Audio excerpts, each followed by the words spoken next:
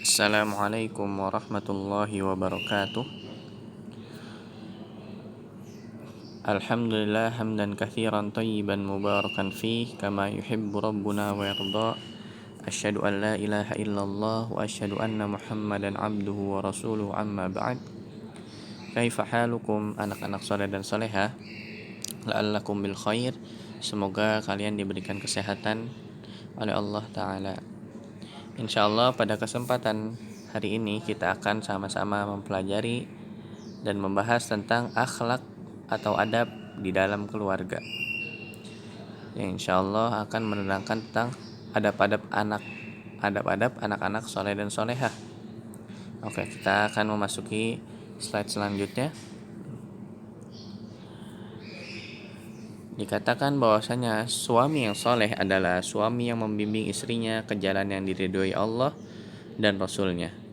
Dan istri yang solehah adalah istri yang taat kepada suaminya dan melaksanakan perintah Allah dan Rasulnya. Ayah yang soleh dan ibu yang solehah akan memberi manfaat kepada anak-anaknya di dunia, tentu juga di akhirat. Oleh karena itu, hendaknya orang tua menginginkan kesolehan kepada anak-anaknya untuk gemar dan ikhlas dalam beramal dan senantiasa mengikuti penunjuk Rasul Shallallahu Alaihi Wasallam. Jadi inilah pembukaan dari keluarga, adab di dalam keluarga. Jadi semuanya harus menjadi soleh dan solehah. Ayahnya soleh, ibunya solehah, anaknya soleh atau solehah. Jika perempuan solehah, jika laki-laki soleh. Oke, kita akan masuk ke dalam adab, ciri-ciri anak soleh dan solehah.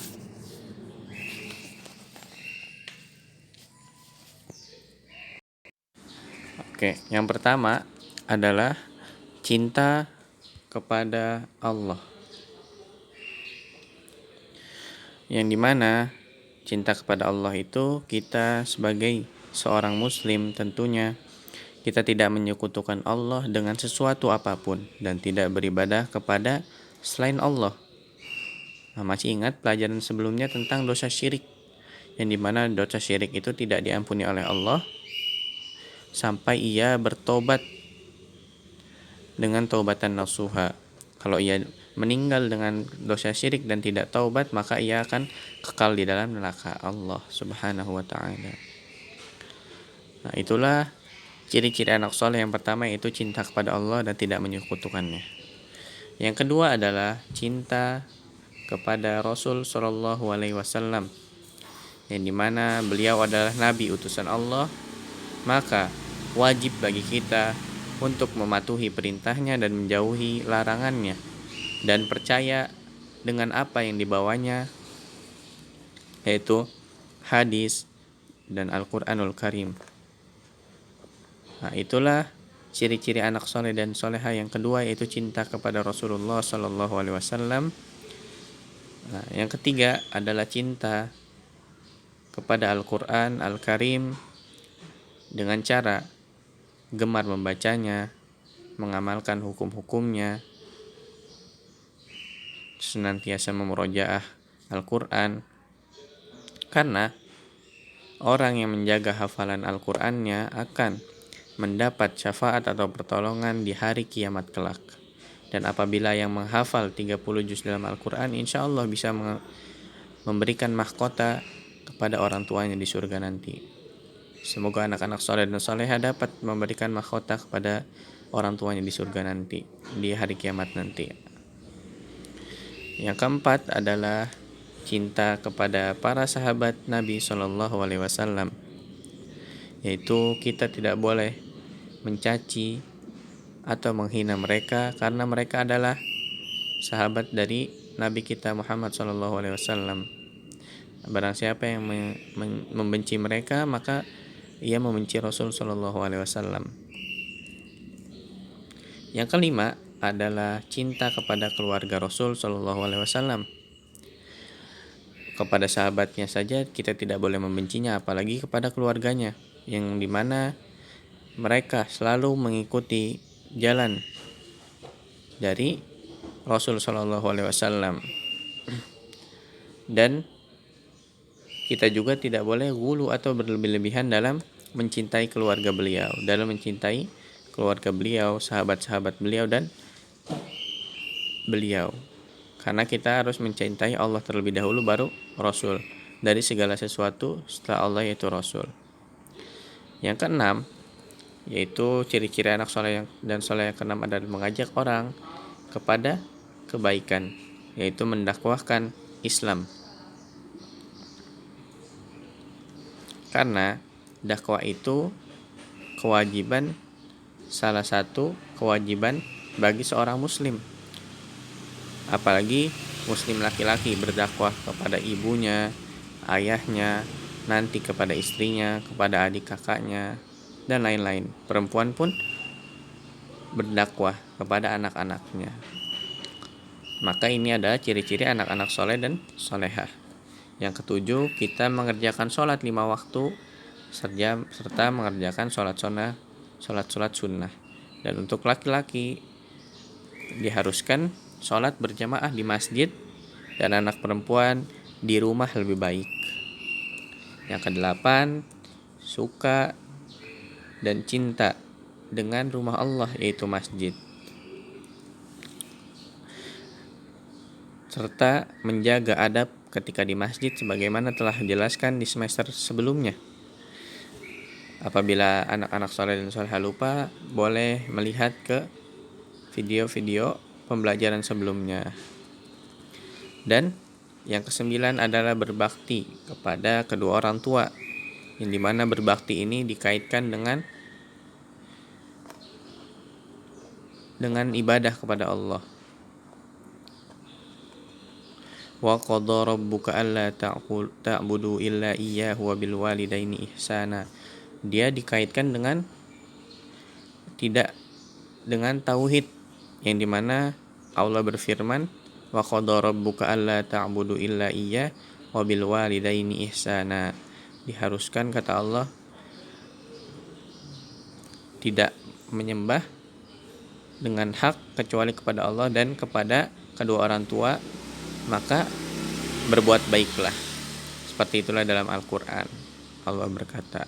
Nah, yang ke-10 yaitu menyayangi saudara dan keluarga.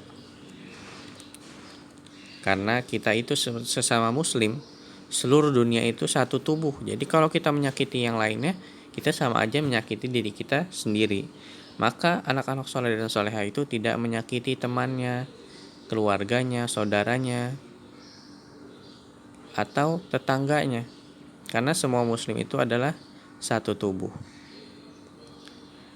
Yang ke-11, ciri-ciri anak-anak soleh dan solehah adalah cinta, sayang dan peduli kepada sesama teman sebaya, fakir miskin, anak yatim, dan orang-orang yang membutuhkan bantuan.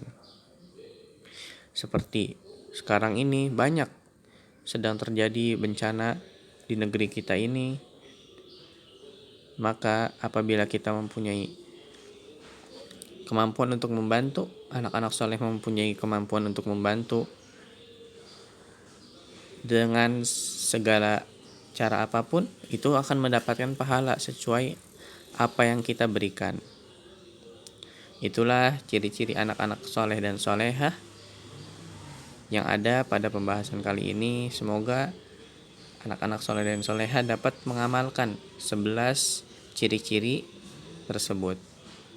Nah, sebelum ditutup, insya Allah kita akan sama-sama mentadabburi salah satu atau beberapa ayat dalam Al-Quran tentang seorang anak, yang dimana menceritakan tentang Luqman dengan anaknya, yang diabadikan di dalam Al-Quran Al-Karim di surat Luqman ayat 12-19. Oke, kita masuk ke dalam surat Luqman ayat 12-19. Kata Allah Subhanahu wa taala, dan sesungguhnya telah kami berikan hikmah kepada Luqman, yaitu bersyukurlah kepada Allah, dan barang siapa yang bersyukur kepada Allah, maka sesungguhnya dia bersyukur untuk dirinya sendiri. Dan barang siapa yang tidak bersyukur atau kufur, maka sungguh Allah Maha Kaya, Maha Terpuji. Dan ingatlah ketika Luqman berkata kepada anaknya, ketika dia memberi pelajaran kepada anaknya, wahai anakku, janganlah kamu mempersekutukan Allah.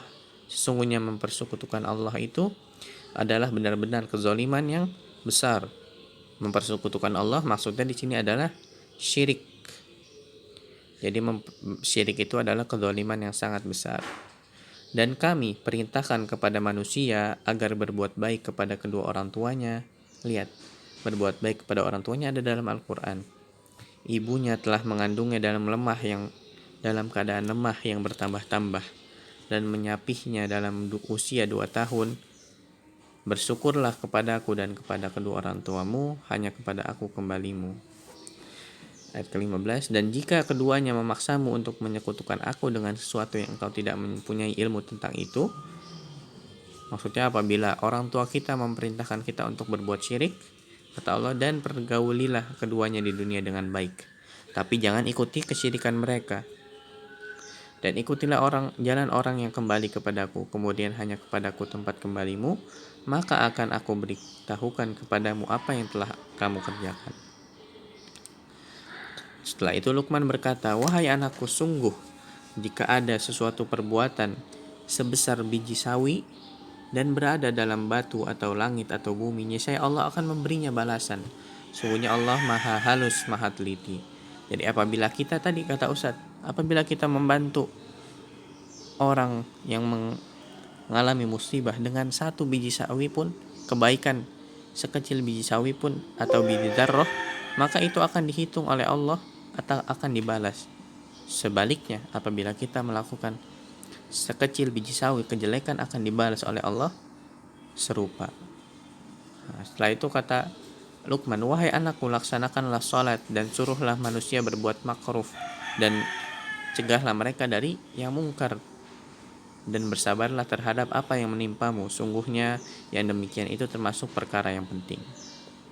Dan janganlah kamu memalingkan wajah dari manusia karena sombong, gak boleh sombong. Dan janganlah berjalan di muka bumi dengan angkuh. Sungguhnya Allah tidak menyukai orang-orang yang sombong lagi membanggakan diri.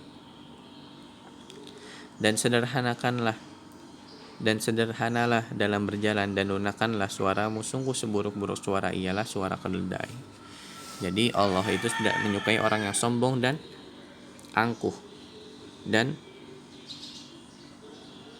Allah suka dengan orang yang melembutkan suaranya untuk laki-laki. Apabila perempuan melembutkan suaranya untuk mahramnya saja.